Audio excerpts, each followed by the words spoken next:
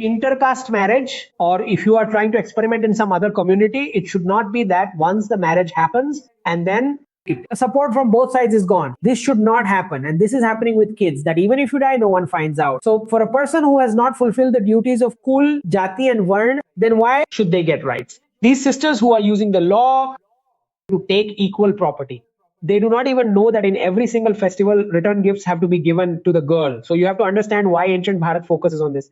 So whatever intercaste marriage you want to do it. Definitely do it.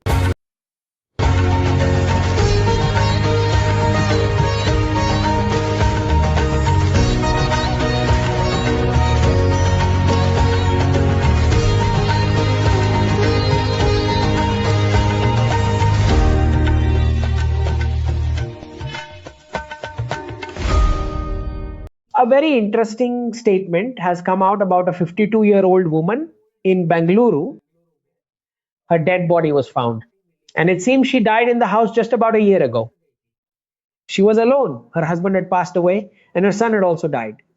But there is a daughter. So what is being told preliminarily is that the husband had died 10 years ago, and the son had cancer. But this lady died a year ago, and within that year, the daughter and son-in-law did not visit even once. Now, obviously, I am not talking about this specific case here. I am talking overall that even if you die, no one even finds out about it. I mean, zero family responsibilities, meaning you have not fulfilled your family duties at all. You have not done them. So if there are no duties, then there are no rights, obviously. Zero community responsibility. I mean, no one from the community even came to see you. You are lying dead for a whole year. And zero occupational duties. I mean, you turned 52 years old, so somewhere or the other, if you had acquired some skill, or you must have had some economic transaction with someone, right? So you do not even have that occupational relationship, meaning you did not do those duties either. So the person who has not fulfilled Kul, Jati and Varn duties, why would they get rights? Obviously, she died, and no one even realized that she had passed away. Okay, second, look at what our Western template of the judiciary is doing right now, which is saying that both son and daughter are equal, give equal property to both. Now, these sisters who are using the law to get an equal share of the property, for those who are getting it upfront, if anyone were to ask for my personal view on it, I would actually want to give even more to a daughter compared to a son. That is a different matter. What parents personally want is a separate thing altogether. That is their own choice.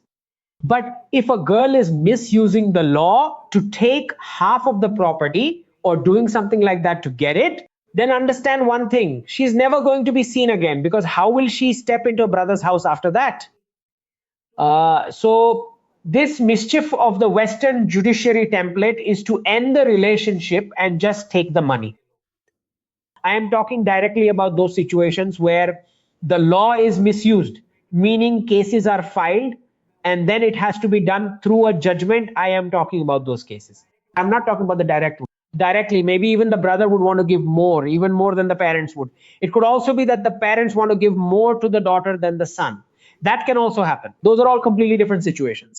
I am talking about those specific situations where a girl misuses the law to force equality from her parents and brothers, basically snatching equality away from them. In those situations, the relationship will not survive. So in the Western template, there will be no room for relationships anyway. So when we just cut, copy and paste that into our own judiciary system, it is because in the West, there are no festivals at all. They do not even know what a relationship really means. They do not know why it is so important for a girl to visit home regularly visiting home and staying in touch.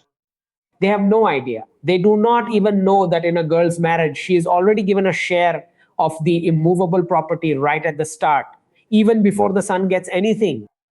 They do not know that either. They do not know that on every single festival, return gifts must be given to the girl, which the son does not get. They know nothing. The Western template is just simple cut, copy, paste. Then why would anyone look at their parents' faces? In human life, there is always an element of surprise or some kind of that element of a good feeling when parents or a brother give you something special or meaningful. They are subtracting that element because in the West, relationships are completely unstable. So they are ruining our families too. Those families who live together and celebrate festivals, those 4 or 5 days that come in a single year, this Western templated judiciary is not letting even that happen in the name of equality. So I am talking about those situations, those specific situations. I'm not talking in general. Otherwise, all the feminists will show up in the comments now. So what happens is you will never be able to visit your brother's house, and the parents will eventually pass away. So before ever applying that Western template of equality, think 10 times. And those who have already taken this, these daughters must have taken it. So obviously, then who will visit this? Who will visit this 52-year-old woman when there is a daughter? For a whole year, she has not visited because obviously the property must have been bought in her name, in the daughter's name, right? And only she gets it, the only living person left. So this is wherever you run away from the duties of Kul, Jati, and Varna, you will not get those rights. No court will be able to get you those rights, those benefits that you should get through the duties of family members. Whether you should get them through community or through Varna, the court will not be able to provide those benefits.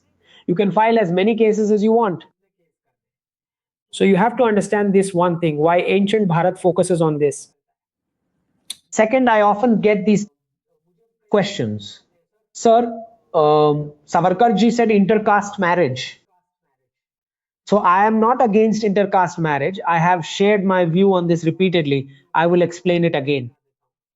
That if you come into any caste or a different community and you want to experiment, then jump into that community with all your family members. First, spend 15 to 20 years in that community. Interact with all their festivals and families. Then try the marriage experiment with them. You should know beforehand. Then it should not be that after the marriage, support from both sides is gone. And you do not even know what their identity is. You just do not know what it is. This should not be happening, and it is happening with kids. Why do you think that so many, some of what we see in Gen Z, we are seeing this frustration in some of these Gen Z kids? Where is that frustration coming from? That frustration is coming because whole identity crisis. Their identity has a question mark on it now.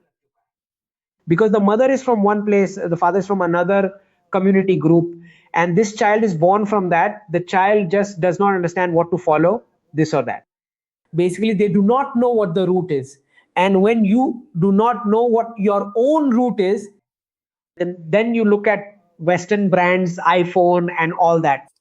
There will be more attraction there because at least there is clarity on how to dance, like breakdancing with ripped jeans. So this is what is happening with kids. So whatever intercaste you want to do it definitely. But for 5 to 10 years, take your family members and attend all the events of that community. Understand them, like what time they wake up, what they eat, what they drink, and after matching everything, then you should experiment with marriage. So this needs to be understood on a greater level, and it is not like this is only applicable to human beings. This is applicable to rivers too, to every single thing. For example, if you think about it, you might know about the river linking project that the government talks about. That some rivers are flooding while some rivers have famine. Let us do this. Let us join all the rivers so it will be balanced.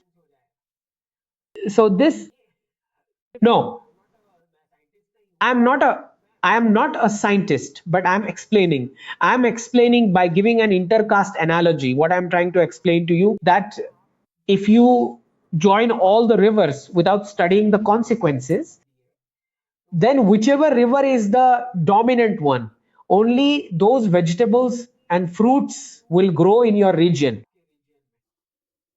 I mean, if that river water, suppose it supports the growth of cabbage, and you have mixed it with another river, Now, whatever was growing there in the soil that was around that other river, it will completely stop growing. Then you will have to grow only cabbage there. I'm explaining this. So I am giving an analogy of intercaste. We went off track anyway. So I am explaining that in the river linking project too, you cannot just mix anything with just anything else. Right? There is a result, there is a consequence of mixing anything like that with something else. Come on, everyone, give a like to the video, and whoever wants to contribute something, the QR code is right here. Jai Hind, Jai Jinendra.